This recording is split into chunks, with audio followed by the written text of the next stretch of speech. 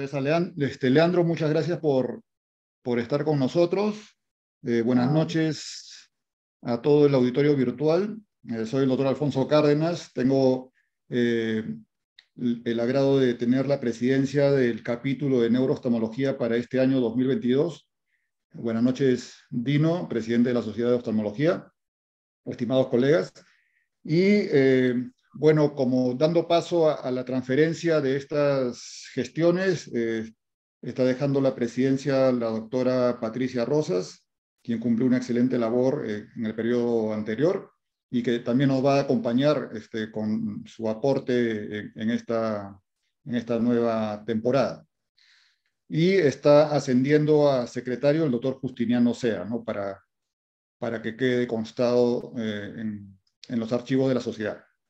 Esta noche, como nuestra primera charla de neurooftalmología, nos acompaña el doctor Leandro Caribó. Él es médico oftalmólogo especialista en neurooftalmología del Instituto Mostaza Sánchez, de la ciudad de Córdoba, en Argentina. El doctor Leandro es miembro del CLAN, que es no es ninguna banda, sino es el Club Latinoamericano de Neurooftalmología.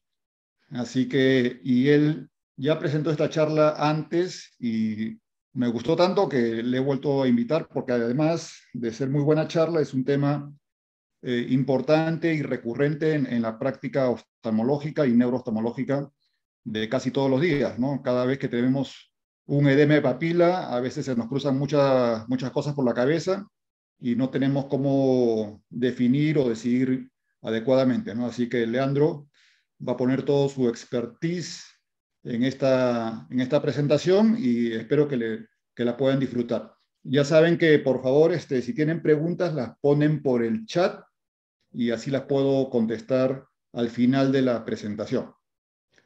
Les dejo con ustedes al doctor Leandro Caribó. Gracias, Leandro, por estar con nosotros. Sí, para nada, le agradecido soy yo, Alfonso. De verdad es un placer estar aquí compartiendo contigo, con todos los colegas de la Sociedad Peruana de Oftalmología, que como hablábamos hace un ratito, fue pionera en esto de las reuniones virtuales, que nos han facilitado estar cerca de gente que uno aprecia muchísimo y compartir ciencia en estos 2 años que llevamos de pandemia, pero bueno, también hablábamos de vernos pronto físicamente, ojalá que se dé. Un placer, Alfonso, muchísimas gracias. Es un honor para mí estar inaugurando esta serie de sesiones de neurooftalmología de la Sociedad Peruana de Oftalmología. Y bueno, como decía Alfonso, vamos a empezar con un tema de lo más importante en la práctica diaria de cualquiera de todos nosotros. O sea, valga la aclaración que esto no es una charla dirigida más que nada al oftalmólogo general y al residente de oftalmología. Por supuesto, sean bienvenidos los colegas neurooftalmólogos, neurólogos a la misma. Vamos a hablar sobre diagnóstico diferencial ante pacientes con papila elevada. Como bien decía Alfonso, no creo que ninguno de nosotros haya escapado, al menos en algún momento de su vida, a la sensación de incertidumbre y de franca preocupación cuando nos vemos, cuando encontramos en el fondo de ojos de uno de nuestros pacientes un disco elevado, una papila elevada. Empezamos a pensar si estamos frente a un paciente que está sufriendo quizás una neuritis óptica, una neuropatía óptica isquémica, un papiledema. Se nos cruza también el pensamiento de que quizás el paciente no padece ninguna de estas patologías y es una papila simplemente que está elevada, pero que es una papila sana. No sabemos si es un paciente que tenemos que estudiar con resonancias magnéticas, funciones lumbares, diversos estudios de imágenes, si es un paciente que puede estar ambulatorio, lo tenemos que internar, o simplemente, como decíamos antes, no tenemos que hacerle nada. Son todos los interrogantes que se nos plantean cuando vemos un disco elevado y que, como hablábamos, siempre nos va a plantear un dilema, una disquisición y nos pone a pensar muchísimo. Nosotros como oftalmólogos y aquellos que están viendo que son neurooftalmólogos, tenemos que ocupar sí o sí un rol esencial y central en el manejo de los pacientes con discos elevados. Y bueno, mi objetivo es presentarles aquí, como les decía, un abordaje simplificado para el diagnóstico diferencial ante pacientes con papilas elevadas. Fíjense que todavía no estamos hablando de edema de papila. y hacer una breve revisión sobre las causas más frecuentes de papilas elevadas en la práctica diaria. Volviendo y redundando un poco en lo que hablamos antes, una papila elevada siempre debe significar para nosotros, sin duda alguna, una bandera roja cuando estamos examinando a un paciente, ya que un paciente con una papila elevada puede estar expuesto a riesgos potenciales que amenazan su visión, que amenazan su integridad neurológica e incluso su vida. Si ustedes se ponen a pensar, por ejemplo, un paciente con una neuropatía óptica isquémica arterítica tiene riesgo de quedar ciego, no solo de un ojo, sino de ambos ojos. Este mismo paciente puede tener riesgo de sufrir un stroke, un accidente cerebrovascular cerebral, y ver su integridad neurológica sumamente comprometida, o incluso puede llegar a sufrir un infarto agudo de miocardio y perder la vida. Lo mismo ocurriría con pacientes, por ejemplo, con edema de papila bilateral, papiledema, que estén sufriendo una trombosis de senos venosos, por ejemplo. De tal manera que siempre que estemos frente a un paciente con papilas elevadas, elevar las alarmas. Como vamos a ver, no siempre es un motivo de preocupación extrema, pero en principio debemos preocuparnos. Antes de entrar de lleno en la disquisición diagnóstica de lo que es un paciente con papila elevada, hay que establecer y dejar claros ciertos conceptos que a veces utilizamos de manera intercambiada y que no debemos hacerlo más. Tenemos que ponernos de acuerdo, los oftalmólogos, los neurólogos que estén viendo también, por supuesto, en utilizar términos correctos para describir la situación clínica de cada paciente que estamos viendo. Vamos a diferenciar qué significa papila elevada versus edema de papila versus papiledema. Es muy común escuchar que algún colega nos deriva un paciente y nos dice, te deriva un paciente con un papiledema, cuando en realidad es un edema de papila por una neuritis óptica, por ejemplo, una papilitis, y se le dice papiledema. O nos dicen neuritis y es un papiledema, por ejemplo. O sea, hay mucha confusión con estos términos. En primer lugar, al decir papila elevada, estamos hablando de un concepto meramente funduscópico, es decir, vimos el fondo de ojo del paciente y vemos que la papila está en un nivel más alto del esperado, está encima de lo que nosotros esperamos que esté. No está plana, está elevada. Cuando hay una papila elevada, el nervio óptico puede estar enfermo, puede ser un edema de papila por una patología del nervio óptico, pero también tenemos que tener en cuenta que existen papilas elevadas donde no hay una verdadera patología. Por ejemplo, un paciente, sin ir más lejos, con una hipermetropía alta, puede tener una papila muy comprimida que presenta una elevación. Es un paciente sano. Eso es papila elevada. Cuando ya hablamos de edema de papila, estamos hablando de un concepto anatomopatológico. El edema de papila estaría hablándonos de que los axones del nervio óptico están hinchados, están edematizados. Por supuesto, para que se hinchen los axones del nervio óptico tiene que haber una patología. Va a haber una interrupción del flujo axoplásmico anterógrado normal que genera esa hinchazón de los axones del nervio óptico. El nervio óptico, cuando decimos edema de papila, ya estamos asumiendo que el nervio óptico está enfermo. Puede estar enfermo por una inflamación, por una isquemia, ya veremos. Y por último, el término papiledema, que se presta bastante a confusión con edema de papila, porque de hecho papiledema, si lo pensamos, significa nada más y nada menos que edema de papila. Pero por convención, y tenemos que tratar de ponernos de acuerdo entre todos, vamos a decir que papiledema es solo aquel edema de papila causado por elevación de la presión intracraneana. En la enorme mayoría de los casos, ese papiledema va a ser bilateral. Bueno, una vez dicho esto, pasamos a hablar de las causas de papila elevada. Dentro de las causas de papilas elevadas hay un sinnúmero de posibilidades. Tenemos que contabilizar la posibilidad de que el paciente tenga una neuropatía óptica, una enfermedad intrínseca del nervio óptico, una enfermedad ocular que afecta al nervio óptico, por ejemplo, una uveitis, una oclusión vascular. Podemos estar frente a un paciente con una hipertensión descontrolada, una enfermedad sistémica. Podemos estar frente a un paciente con una elevación de la presión intracraneana, que va a presentar, como decíamos, un papiledema. O podemos estar frente a un paciente que tiene unos discos ópticos anormalmente elevados, pero que no están enfermos intrínsecamente. Eso se llama pseudopapiledema, falso papiledema. como verán, el pronóstico, el seguimiento, el tratamiento de cada una de estas categorías es completamente diferente, de tal manera que tenemos que tener algún tipo de organización mental que nos permita afrontar este tipo de pacientes. Por si las causas fueran pocas, las causas de edema de papila, sabemos que no existe un criterio clínico que por sí solo nos permita diferenciar cuál es la causa que está detrás de esa papila elevada. Por suerte tenemos la clínica de los pacientes, que es sumamente útil, la historia clínica, el examen físico, la evolución clínica, los métodos complementarios. La sumatoria de todos esos elementos nos va a acercar al diagnóstico presuntivo de la causa de la papila elevada. Lo que le voy a proponer aquí es un método, digamos, sumamente simple para abordar inicialmente los pacientes con papilas elevadas, sobre todo cuando ya estamos pensando que el paciente tiene un edema de papila. Vamos a comenzar con nervios ópticos enfermos.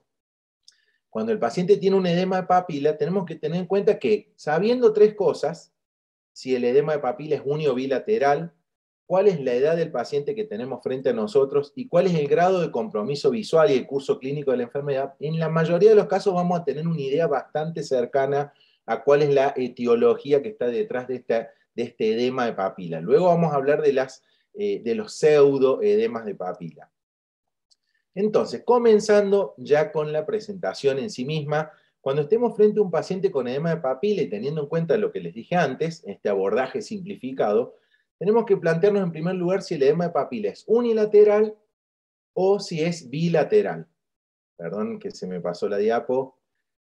Si es un edema de papila unilateral, tenemos que pensar cuál es la edad del paciente. Nosotros sabemos que si tenemos un edema de papila unilateral en un paciente joven de menos de 45 años, no sabría en qué categoría ponerme, ya estoy ahí en el medio, lo más probable es que estemos frente a un paciente con una neuritis óptica.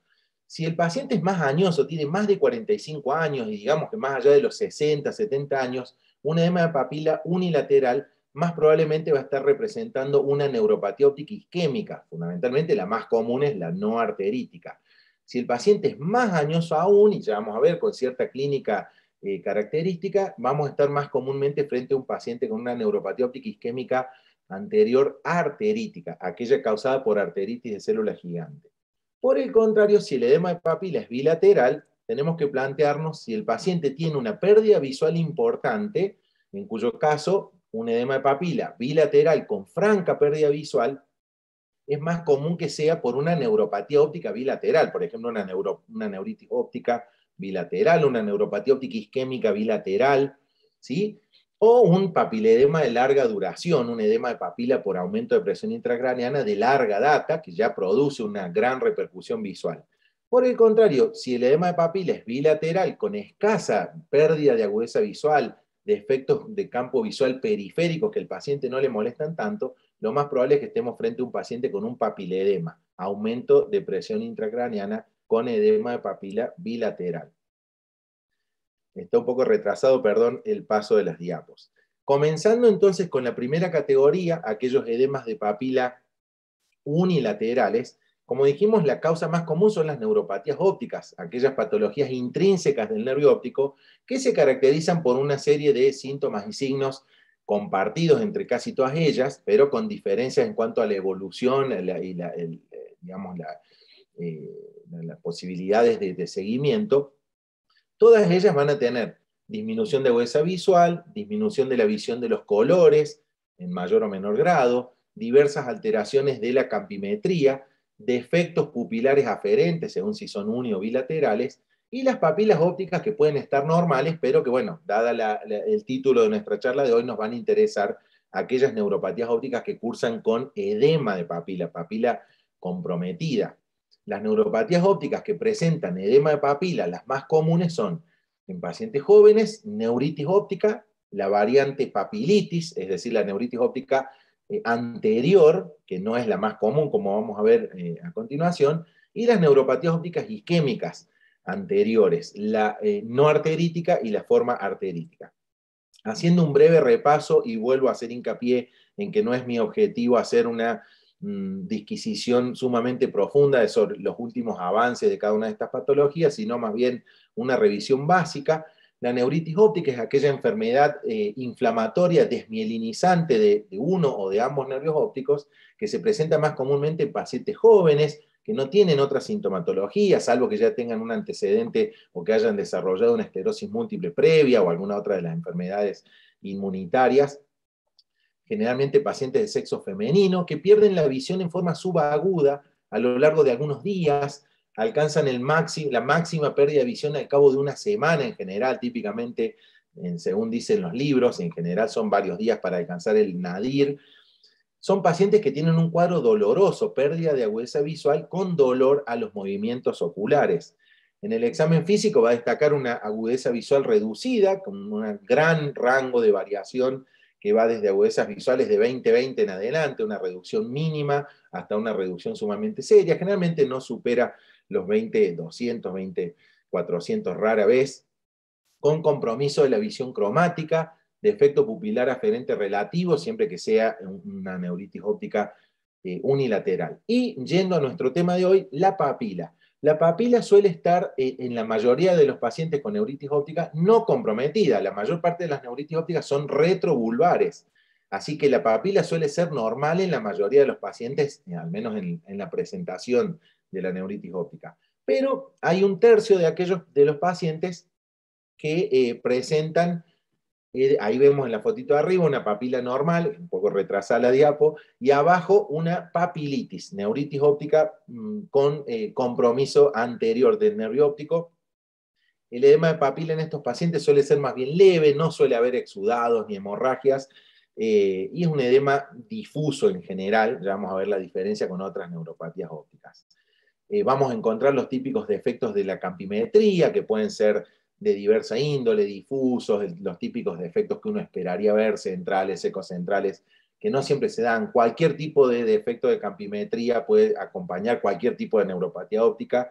En el OCT podemos ver ese aumento del espesor de capa de fibras nerviosas con una reducción posterior a medida que la patología evoluciona, y esperaríamos encontrar en la resonancia magnética, que es mandatoria, las lesiones típicas de esclerosis múltiple. Digamos, queremos descartar si el paciente tiene o no tiene esclerosis múltiple, porque eso modifica sustancialmente su pronóstico.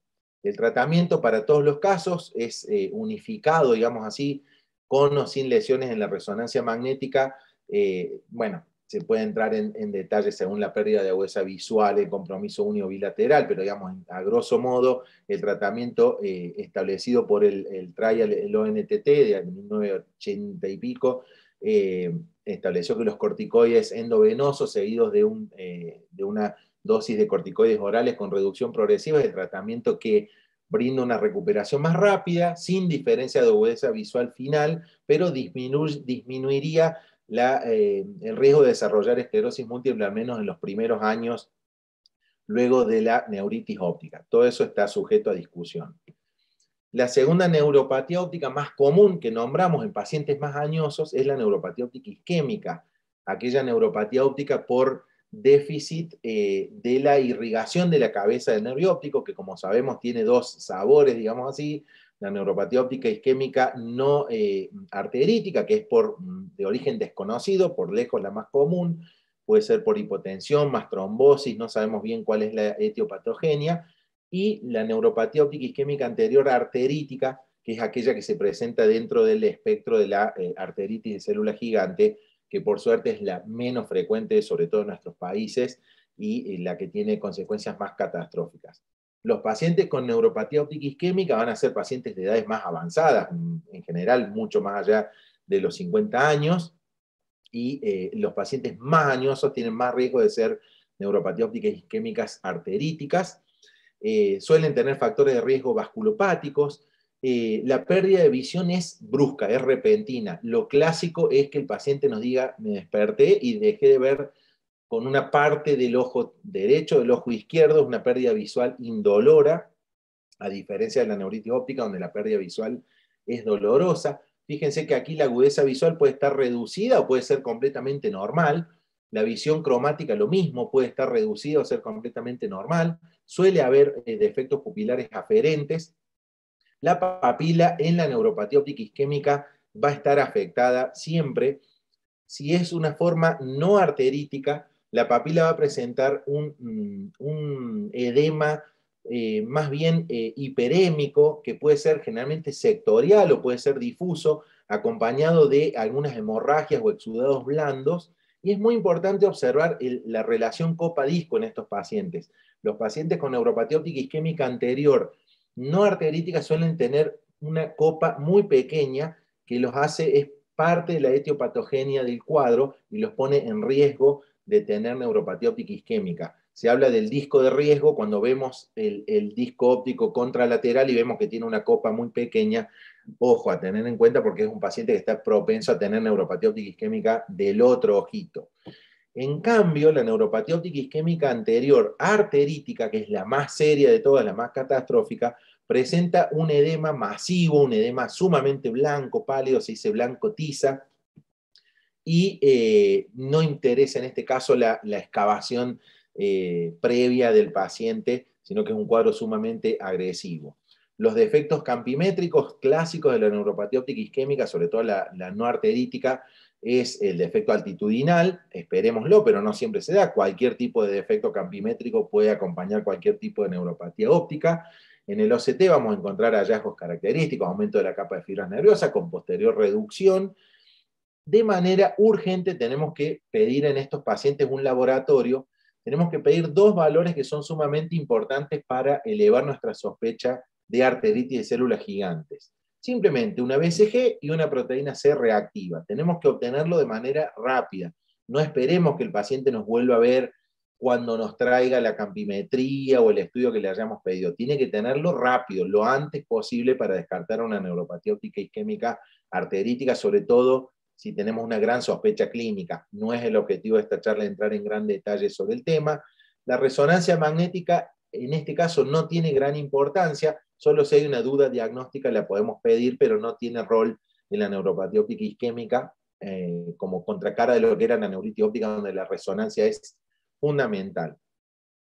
Si estamos frente a un paciente con una neuropatía óptica isquémica arterítica y no lo tratamos a tiempo con corticoides en dosis altas, el paciente está en riesgo, como decíamos en un principio, de ceguera del ojo contralateral. Gran cantidad de pacientes presentan compromiso del otro ojo en semanas, a veces días o semanas más tarde. Afectación sistémica con stroke o infarto de miocardio, infartos mesentéricos. Es decir, está en riesgo la vida del paciente, la integridad neurológica y visual. De manera tal que siempre hay que sospecharla, siempre hay que pensar que el paciente con neuropatía óptica isquémica puede ser una forma arterítica, sobre todo en los pacientes que tienen una pérdida visual catastrófica, con agudezas visuales peor que 20/400, pacientes que ya consultan con agudeza. Recuerden que en la forma no arterítica no suele haber un gran compromiso de la agudeza visual, sino más bien un compromiso campimétrico. En estos casos la agudeza visual está sumamente comprometida, el edema pálido del que hablábamos antes, la afectación bilateral, síntomas generales como decaimiento, dolores musculares, artralgias, dolor del cuero cabelludo, dolor a la masticación, la claudicación al masticar, ¿sí? La claudicación de la lengua. Síntomas generales nos tienen que hacer sospechar que estamos frente a un paciente con una arteritis de células gigantes. En las neuropatías ópticas isquémicas, en la forma no arterítica, no hay un tratamiento demostrado, si bien sigue la polémica sobre el uso o no de los corticoides, planteado por el afamado doctor Heire, la autoridad en el tema, hasta hace unos años por lo menos. Y la neuropatía óptica isquémica arterítica sí está establecido que tenemos que utilizar corticoides endovenosos de urgencia, y a veces podemos requerir corticoides por larguísimo tiempo que pueden combinarse con inmunosupresores. Vuelvo a decirles, no vamos a entrar aquí en el detalle del uso o no del tocilizumab y las dosis de corticoides porque excede los objetivos de esta presentación. La neuritis óptica versus neuropatía óptica isquémica. Les dejo ese cuadrito, no lo vamos a repasar todo porque esta no es una charla que se trate específicamente del tema. Sí recordar que la neuritis óptica afecta a pacientes más jóvenes, mujeres, la pérdida visual es aguda, dolorosa, y fíjense que la mayoría de los pacientes no tienen compromiso de nervio óptico, pero en un tercio puede haber edema de papila, que es un edema leve sin hemorragias ni exudados. En las neuropatías ópticas isquémicas, clínicamente el paciente es mucho más añoso, la pérdida visual es mucho más brusca, no hay dolor, los pacientes suelen tener factores vasculopáticos previos y el edema es más bien hiperémico o pálido, muy marcado, puede ser generalizado, difuso o sectorial. Es decir, difiere en cuanto al edema, podemos ya diferenciar un poco lo que es una neuritis óptica de una neuropatía óptica isquémica. Continuando con nuestro diagnóstico diferencial, ya vimos las principales causas de edema de papila unilateral, y ahora vamos a llegar al edema de papila bilateral. Nos vamos a ocupar de las patologías que más comúnmente vemos. Cuando el paciente con edema de papila bilateral tiene una pérdida visual importante, es lo mismo que hablamos antes, neuritis óptica, pero bilateral, que no es la más común en adultos, o una neuropatía óptica isquémica bilateral, que por suerte tampoco es lo más común. Pero eso tenemos que pensar si tenemos un edema de papila bilateral con franco compromiso de agudeza visual o franco compromiso campimétrico. Mientras que si el compromiso de agudeza visual y de campo visual no es tan marcado, pensaríamos más bien en la última categoría, en un posible papiledema. El papiledema, como les decía en un principio, es simplemente el edema de papila, pero por convención es aquel edema de papila causado por elevación de la presión intracraneal y es en general bilateral. Si bien existen casos unilaterales, excede los objetivos de esta charla hablar de esas rarezas.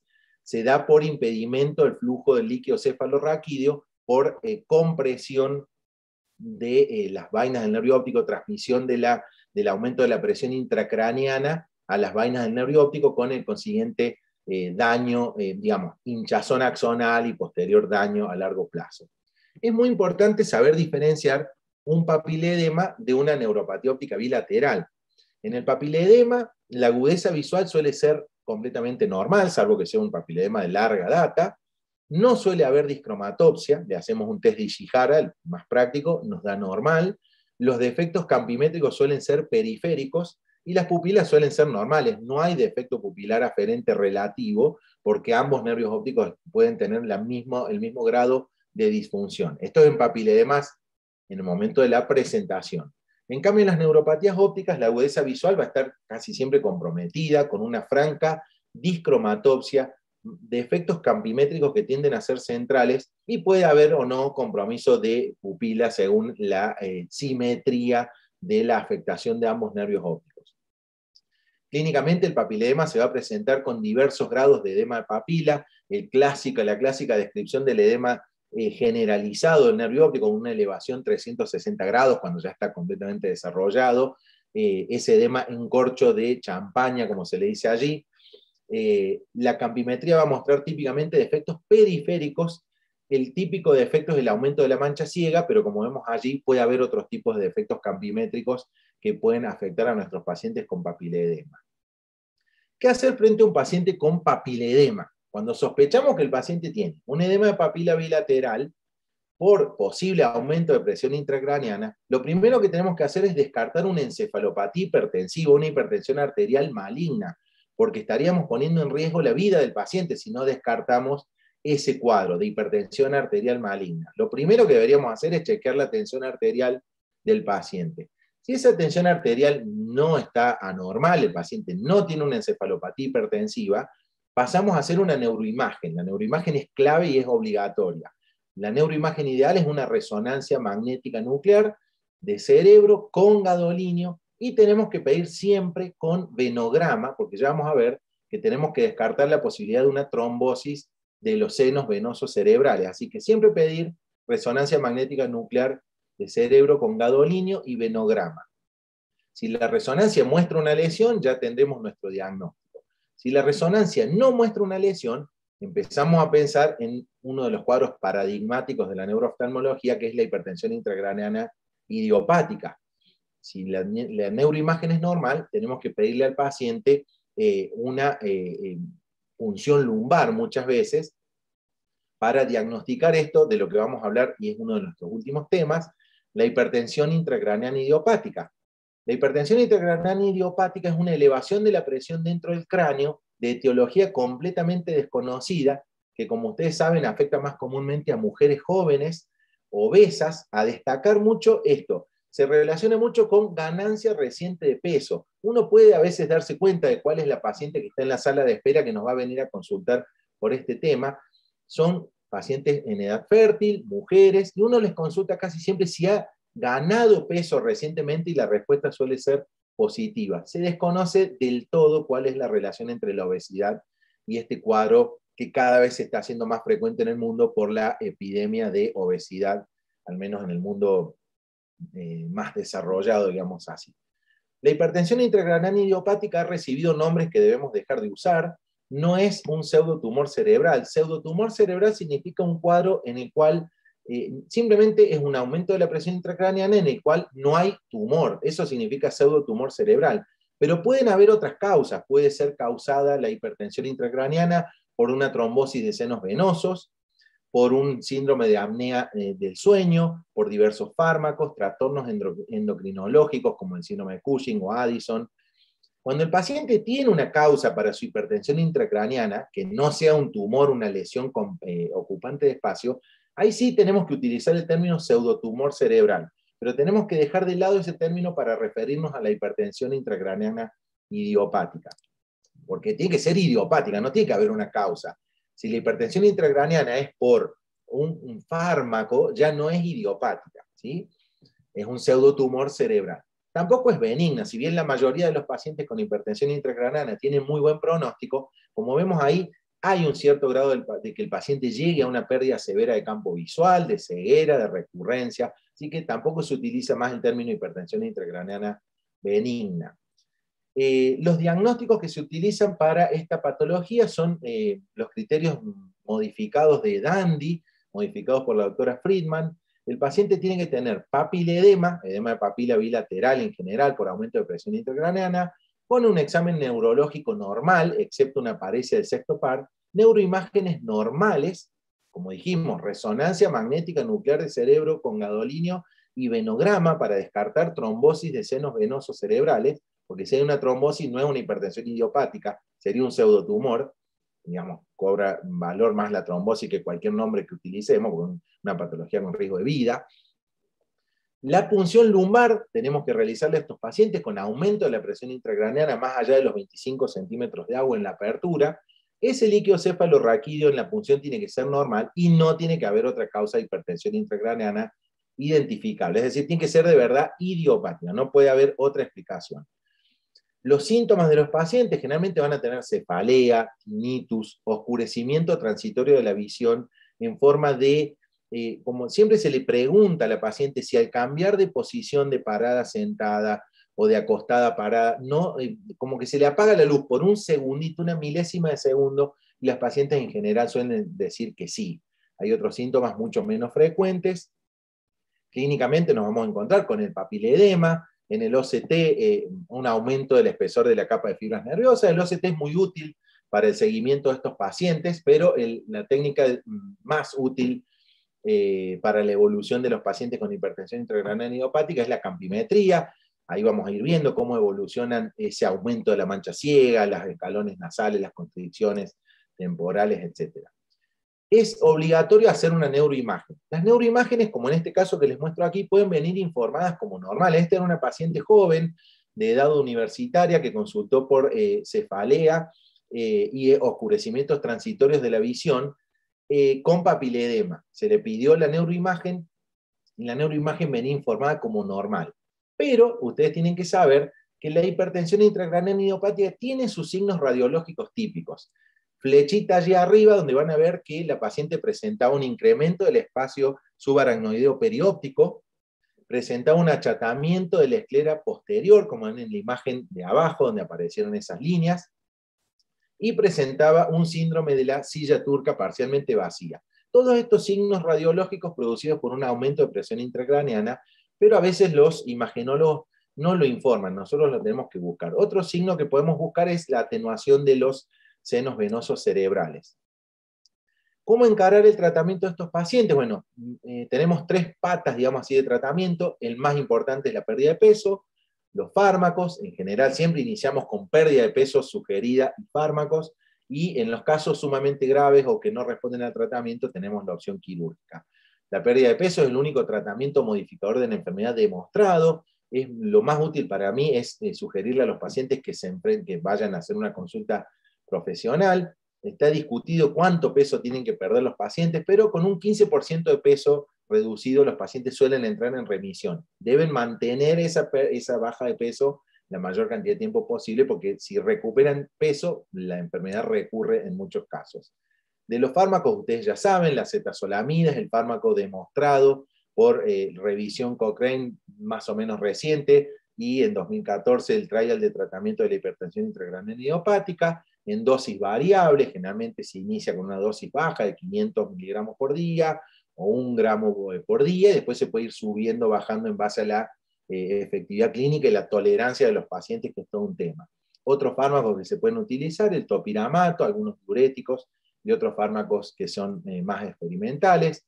Dentro de las cirugías, las derivaciones del líquido cefalorraquídeo son quizás los procedimientos más comunes, al menos en el medio donde yo trabajo, la fenestración de vaina del nervio óptico, las técnicas más modernas como el stenting de los senos venosos cerebrales, que por lo menos en mi medio no está disponible, y se está evaluando el tema de las cirugías bariátricas como tratamiento para pacientes con hipertensión intracraniana idiopática.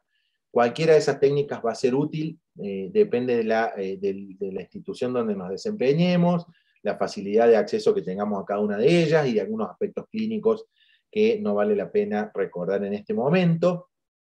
Generalmente va a llegar a cirugía aquel paciente que tiene una hipertensión intracraniana fulminante, es un cuadro agudo, sumamente agresivo, con una pérdida visual inicial tremendamente afectada, o aquel paciente que, una vez hecho todo el tratamiento, no responde al mismo. Y por último, nos queda por repasar causas de pseudopapiledema. Como decíamos en un principio, ahí falta una O, pseudopapiledema, sepan disculpar. El pseudopapiledema es un nervio óptico que es anormalmente elevado, pero que no tiene una enfermedad en sí mismo y nos puede llevar a gran confusión. Pacientes que tienen papilas abigarradas o crowded discs, como se le dice en la literatura anglosajona, discos ópticos pequeños, en donde todos los axones están comprimidos y que presentan un cierto grado de elevación, pacientes con drusas de papila, pacientes con fibras mielínicas presentes, o papilas oblicuas, son pacientes que no tienen una verdadera enfermedad del nervio óptico, que simulan un papiledema, porque generalmente son cuadros bilaterales. Son pacientes que nos llegan a veces a los neurooftalmólogos con un alto de resonancias magnéticas, tomografías, angiografías, campimetrías, OCT, toda la sarta de estudios disponibles, y en realidad es un pseudopapilema. El paciente no tiene nada, básicamente no hay que hacer nada, simplemente corroborar que tiene una de estas causas y nos quedamos tranquilos. ¿Cuándo sospechar pseudopapilema? Bueno, en general la primera sospecha debe ser lo que dice allí abajo. Cuando la papila elevada es un hallazgo, pacientes que vienen por un certificado escolar, un paciente que viene sin ningún tipo de sintomatología, ni pérdida visual ni nada, vemos el fondo de ojo una papila elevada, por lo menos sospechemos un pseudopapiledema. Obviamente siempre bandera roja, pero sospechemos un pseudopapiledema. Hay varios signos para intentar diferenciar un pseudopapiledema del papiledema verdadero. Es muy largo para revisarlo aquí, son papilas pequeñas, con pulsos venosos presentes, no hay hemorragias, no hay exudados, los márgenes del nervio óptico pueden mostrar a veces irregularidad por presencia de drusas, o sea, esas especies de drusas, piedras o cálculos dentro de los nervios ópticos. No vamos a hablar de cada una de estas etiologías porque excede nuestros objetivos.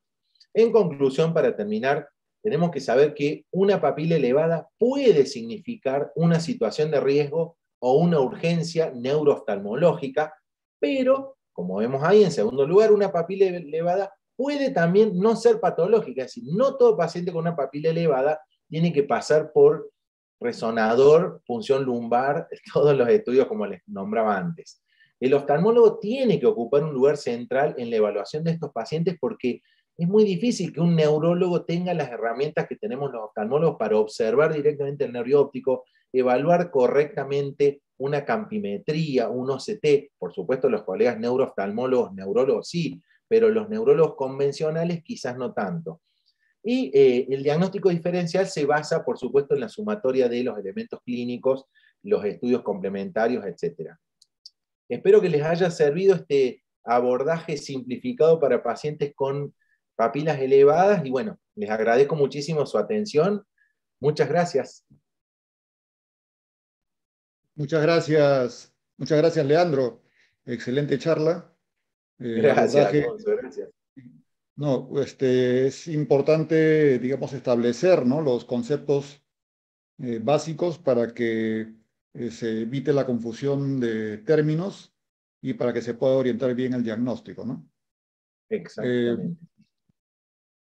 Hay una pregunta, y pueden hacer por favor sus preguntas por el chat. Hay una pregunta que dice, ¿qué protocolo de campo visual sería el ideal para un examen diferencial de una papila elevada, ¿no? Es decir, No, me parece que sí. sí, sinceramente yo utilizo los programas de 24 grados.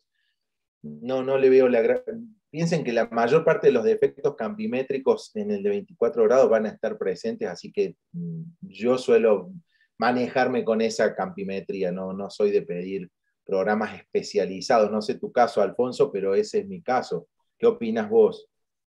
Sí, nosotros usamos 24, pero principalmente usamos 30 grados y la mayoría de los equipos que tenemos acá son computarizados, ¿no? Ya casi no tenemos a la Sí, mano el perímetro de Goldman, exacto. excepto por un par de colegas de repente, o uno que yo conozca en Lima, y que bueno, y que lo utilizamos ocasionalmente, ¿no? Pero Sí, sí, obviamente pues el campo visual es una herramienta adicional que se utiliza para la valoración, ¿no? Ya en el contexto de poder discernir cuál es el origen de esa papila elevada, ¿no? Entonces, y que exacto. es Sí, es fundamental. importante en su momento, ¿no? Comparándolo con los otros hallazgos y la historia del paciente. Sí, sin duda que elegiría primero una campimetría computarizada antes que un OCT. Por supuesto que si pudiéramos tener los dos métodos complementarios, mucho mejor, pero si no tenemos un OCT, aún así se puede trabajar perfectamente. Lo digo a propósito de que, sobre todo los más jóvenes, eh, por ahí ya han nacido en la oftalmología o han crecido en la oftalmología con una influencia muy grande de este método revolucionario que es el OCT, pero que en neurooftalmología sí es muy bueno, muy importante, pero no es clave, como sí sigue siendo una buena campimetría computarizada. Correcto, así como los chicos ahora dicen que han nacido pues con el celular en la mano, ahora los jóvenes oftalmólogos han nacido con el OCT, ¿no? El OCT en las pantallas. Así es. Pero también deben ser bien duchos para poder analizar, por lo tanto, los hallazgos del OCT, ¿no? También hay Exacto. hallazgos que pueden llevar a confusión, ¿no? Y Sí, sí, sí. a propósito, por ejemplo, Leandro, cuando quieres ver o diferenciar un papiledema, ¿no? Es algo recurrente, ¿no? Con el OCT, ¿no?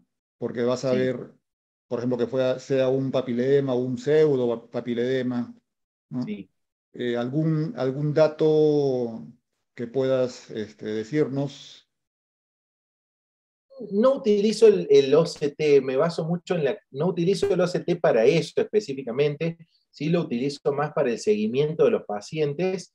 En general, bueno, vamos a ver que en el OCT, en los pseudopapiledemas, aquellos pacientes que tienen, fundamentalmente, una de las causas más frecuentes de pseudopapiledema es sin duda lo que llamamos drusas de papila, aquellas inclusiones, llamamos drusas, significa piedra en alemán, eh, esas concreciones minerales en la cabeza del nervio óptico, son sin duda la causa más común de confusión entre papiledema y pseudopapiledema.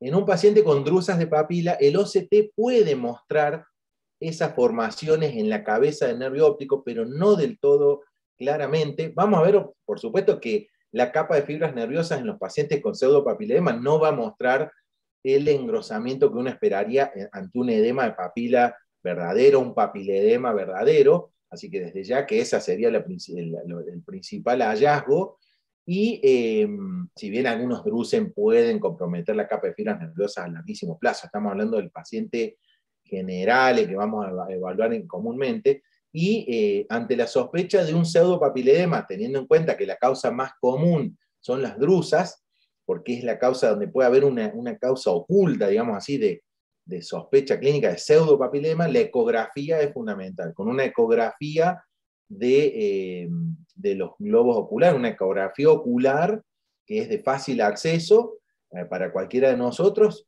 vamos a ver los drusen claramente y le vamos a evitar al paciente pasar por toda esa cantidad de estudios con los que suelen venir y con todos esos temores que traen los papás, generalmente de chicos o de pacientes jóvenes, de que el paciente puede tener un edema de papila. Así que el OCT sí, para descartar que, digamos, no va a haber engrosamiento de capa de fibras, ni generalmente tampoco reducción, en el caso clásico, y la ecografía como método fundamental para el diagnóstico de las drusas.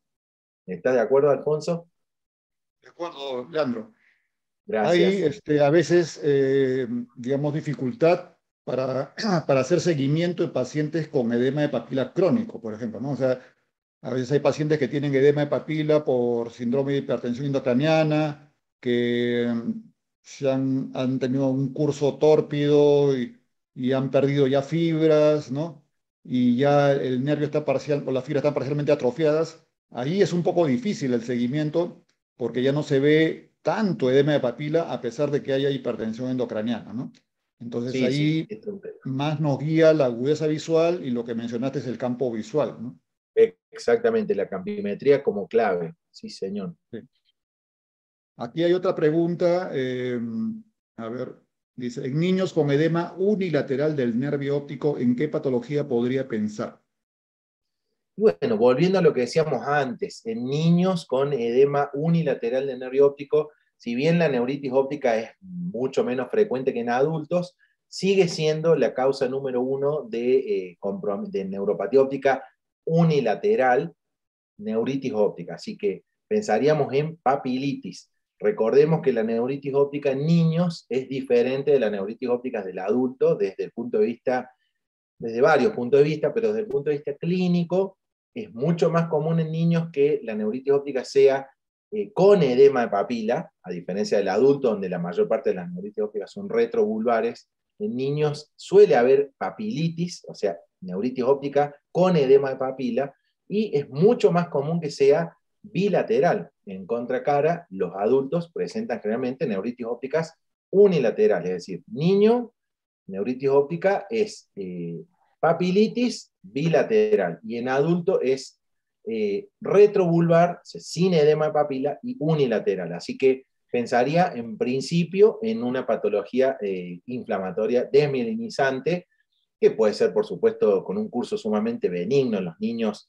El pronóstico es mejor porque es mucho más común este cuadro postviral, ¿no es cierto, Alfonso y los colegas que nos están escuchando? Postviral, postvacunación, sigue siendo la causa número uno, si bien como vamos viendo cada vez más, en los niños también tienen peso las enfermedades neuroinmunitarias desmielinizantes, la esclerosis múltiple, la neuromielitis óptica, los anticuerpos anti-MOG y todo este desarrollo de neuropatías ópticas inmunitarias. Y bueno, espero que eso Así responda es. a la cuestión. Sí, estoy de acuerdo. En esta época del año, es decir, fines de año, en diciembre, noviembre e inicios, es en la época, por lo menos aquí en mi país, en la que yo personalmente veo a veces los brotes de las inflamaciones del nervio óptico, ¿no? Sí, señor. Y sí, y he visto un par de niños incluso con neuritis bilaterales, ¿no? Y últimamente les estamos pidiendo pues los anticuerpos y algunos de ellos salen positivos, ¿no? Sí, sí, sí. Y es toda una terminología también nueva que se tiene que familiarizar el oftalmólogo, ¿no? Antes, Totalmente. a todo edema de papila, incluso en pacientes mayores, por lo menos acá en nuestro país, le ponían neuritis óptica, ¿no? Entonces, pero ya poco a poco los oftalmólogos se están familiarizando con los términos, por ejemplo, de neuropatía óptica isquémica, ¿no? Exacto, Y sí. como diagnóstico diferencial ante una papila elevada en una persona mayor, ¿no? Y sobre Sí, todo yo creo. asociada a una pérdida visual, ¿no? Exacto, exacto, Alfonso. Creo que nunca está de más hacer hincapié. Yo cada vez que tengo chance de dar esta charla o charlas parecidas, el hincapié en los términos, ¿no es cierto? Como decías vos desde el principio de la charla, estos términos confusos que llevan a errores en el seguimiento, en el diagnóstico, incluso pacientes que vienen tratados por colegas oftalmólogos en conjunto con neurólogos. Si uno ya de entrada le manda al neurólogo, un neurólogo que no sea neurooftalmólogo, un neurólogo convencional, que es lo que vamos a encontrar en el 99% de las veces, y ya el oftalmólogo le está diciendo, derivo paciente con neuritis óptica. Ajá. El neurólogo, por supuesto, Sí. ya empieza todo un workup y un tratamiento y un seguimiento donde quizás le está haciendo incluso corticoides endovenosos con corticoides orales, y el paciente tiene a lo mejor un papiledema por una hipertensión intracraneana idiopática, y el corticoide le está empeorando el cuadro, o sea, solo porque el término fue incorrecto. A lo mejor el oftalmólogo quizás pensó en la hipertensión intracraneana, pero le puso neuritis óptica, y el neurólogo no se va a detener a evaluar todo. Por eso decía en un principio que salvo los neurólogos, neurooftalmólogos, los demás neurólogos no manejan tanto. Si uno le dice neuritis óptica, la tratan como neuritis óptica, y a veces inclusive vemos neurólogos que han tratado como neuritis ópticas sin echarle la culpa, por supuesto, para nada, sino a veces la equivocación surge de parte nuestra como oftalmólogos. Pacientes que tienen oclusión de venas retinianas con edema de papila, pero es una oclusión venosa retiniana, tratada como neuritis óptica, corioretinopatía centrales serosas, que no vienen al caso, pero tratadas como neuritis óptica porque el oftalmólogo le dice esos términos. Entonces, tenemos que estar de acuerdo entre nosotros en esto. Neuritis óptica es una cosa, ya estamos hablando de una enfermedad específica, edema de papila es hinchazón del nervio óptico patológica, pero puede ser por neuritis óptica, neuropatía óptica isquémica, compresiva, enfermedad de Leber, es decir, hay muchas causas de edema de papila elevada. Así que bueno, sí, eso es muy útil esta charla por eso. Otra pregunta dice, ante un edema de papila bilateral, ¿qué otros diferenciales debemos considerar, además de la hipertensión intracraneana inespecífica y la emergencia hipertensiva? Bueno, como veíamos en ese esquemita, volviendo a recordar lo que habíamos visto antes, vuelvo hacia atrás, porque nunca está de más repasarlo. Como bien decía el colega o la colega, primero la tensión arterial. Claro que hay pacientes en los que uno no sospecha eso porque por la edad, por el cuadro clínico, ya vienen controlados clínicamente y no siempre vamos a chequear la tensión arterial, pero es lo que deberíamos hacer, sobre todo en pacientes de cierta edad, que uno ya sospecha que puede estar hipertenso. Una vez que descartamos eso, la neuroimagen, generalmente pensamos primero la neuroimagen, y las patologías que no sean, digamos, si ahí vemos en la diapositiva hacia la derecha, tenemos lo que vamos a tratar los oftalmólogos o neurooftalmólogos, los pacientes que tienen una hipertensión intracraneana idiopática, es decir, sin causa conocida. Eso sí lo vamos a poder seguir fácilmente los oftalmólogos generales o los neurooftalmólogos que trabajamos en algún centro de oftalmología general.